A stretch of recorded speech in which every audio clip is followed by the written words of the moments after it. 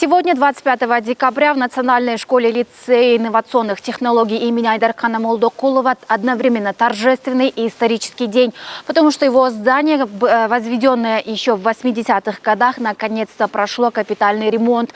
А его официальное открытие прошло с участием президента Садыра Джапарова в онлайн-формате.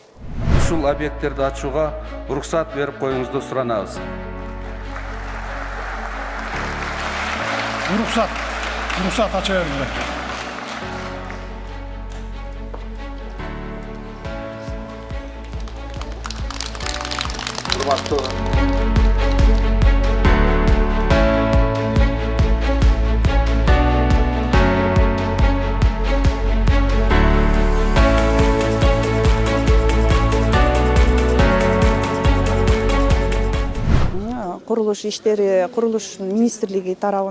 Минстрой начал ремонтные работы в июле прошлого года. Здание полностью обновлено, начиная от внешнего фасада, заканчивая внутренней отделкой. Осталось провести систему отопления. Она рассчитана на 1226 учеников.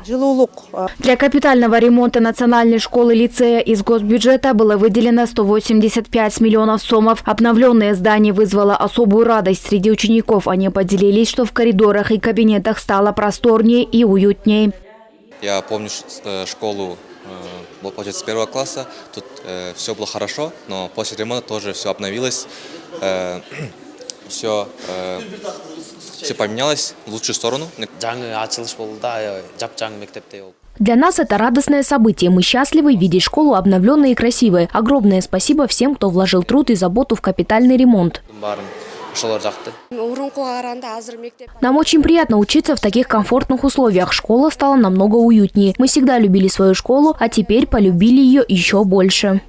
Кроме того, параллельно в Свердловском районе Бишкека с участием президента в онлайн-формате открылось еще 2 детских сада. В прошлом году их здания были переданы от частных лиц на баланс мэрии столицы.